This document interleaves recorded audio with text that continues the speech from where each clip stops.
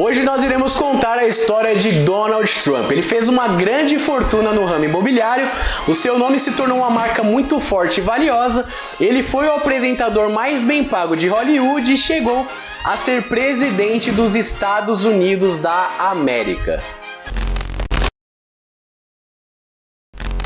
Donald John Trump nasceu em Nova York no dia 14 de junho de 1946. Ele é filho de Mary Ann, de origem escocesa, e Frederick Trump, filho de imigrantes alemães. Ele tem 2 irmãs e 2 irmãos. Trump passou a infância numa casa grande e muito boa no Queens, em Nova York. O pai, Fred Trump, foi um pai muito ausente, ele nunca tirava folga do trabalho, nem nos fins de semana. Trump foi um adolescente muito difícil e provocador.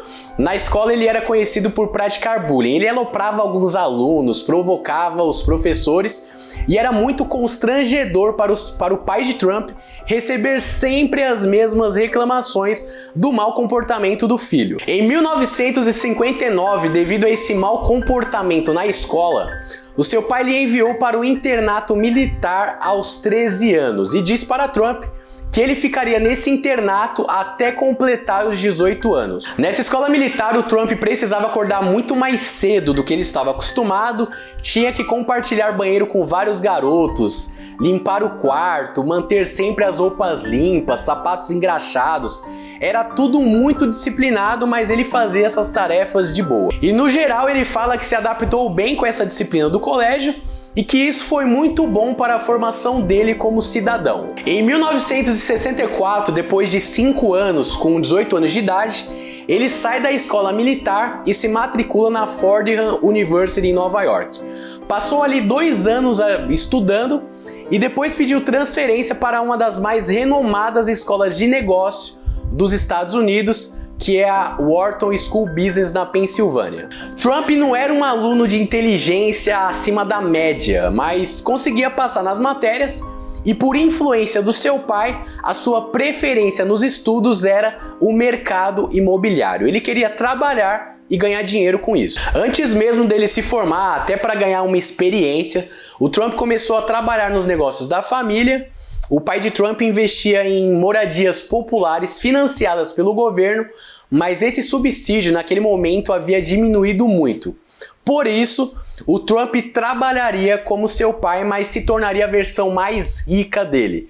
Pois ao invés de investir no Queens e no Brooklyn, ele investiria em Manhattan, que é um distrito mais rico, mais valorizado, muito mais visado e fazendo um trabalho mais luxuoso. Em 1977, Trump se casa com a modelo tcheca Ivana Zelníčková e tem 3 filhos, Donald Jr., Ivanka e Eric. Nesse tempo, no finalzinho da década de 70, o estado de Nova York estava muito diferente do atual, a violência estava muito grande, milhares de funcionários privados e públicos, entre eles policiais, foram demitidos, muitas pessoas com problemas financeiros, toneladas de lixo amontoados pelas ruas, e o prefeito tentava a ajuda de bancos e do governo, mas não estava tendo resultado. Foi nesse cenário que Trump aproveitou a oportunidade que enxergava em meio ao caos e foi para Manhattan fechar o seu primeiro negócio, já que até aquele momento ele trabalhava somente com seu pai. E no primeiro negócio sozinho que ele foi fazer em Manhattan, ele já apostou muito alto. Era a reforma do Hotel Commodore, que já tinha sido um dos mais refinados da cidade, mas que estava falido, com data marcada para fechar as portas. Ficava ao lado da estação Central, que era praticamente a porta de entrada de Nova York para quem ia de trem. Trump foi atrás de parcerias, financiamentos, acordos com vereadores, governo, empresários e quem mais fosse preciso para colocar esse projeto em prática.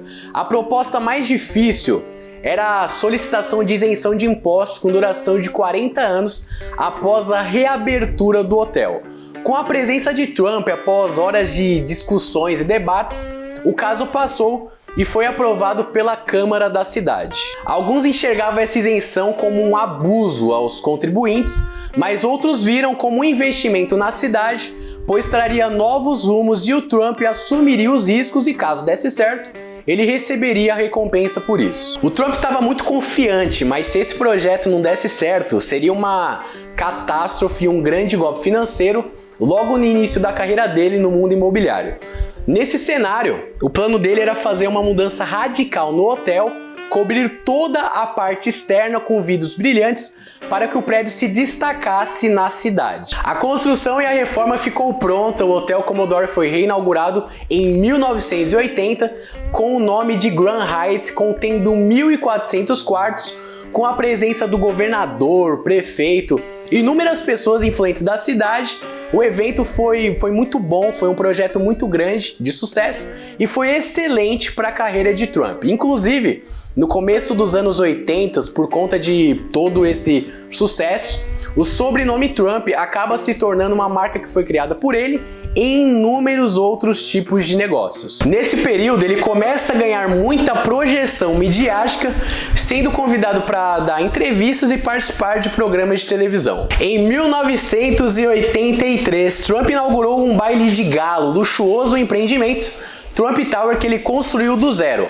Era o metro quadrado mais rico de Nova York, com lojas, escritórios milionários, e mesmo assim ele foi em busca de isenção fiscal, mas não foi concedida. Ele não aceitou essa recusa da prefeitura na isenção fiscal e entrou com um processo para conseguir isso, e foi a instância mais alta do estado. E em 1984, um ano após a inauguração, e para surpresa até do prefeito, que tinha sido contra, foi concedido o abatimento de 74 milhões de dólares em impostos do prédio Trump Tower. As coisas começaram a crescer e a ambição de Trump também estava bem alta.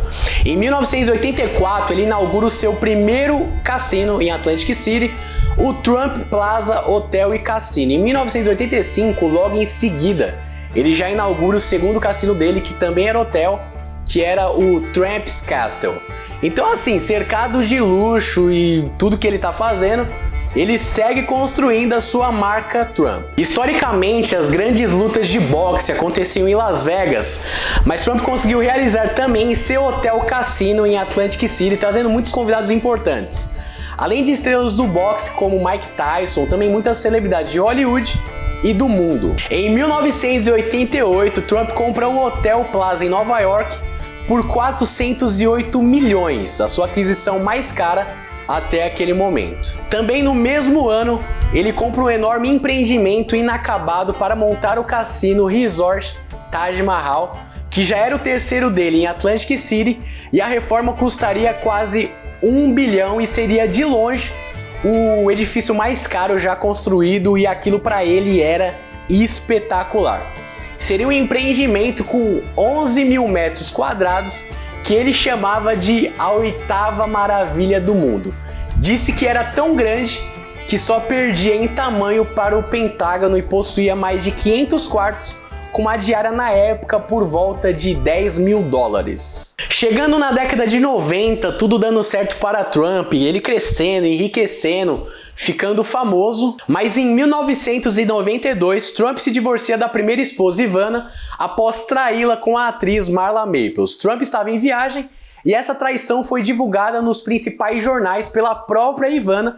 Isso foi um escândalo muito grande. O assunto tomou uma proporção enorme, pois ele era uma pessoa pública e a Ivana também era uma pessoa muito conhecida. Ela era também o braço direito nos negócios, então isso era capa de jornais, capa de revistas, passava em programas de televisão, e a opinião pública apoiava a Ivana porque, além dela ser traída, ela era muito popular. E todos sabiam como ela era presente na vida no Trump, principalmente nos negócios.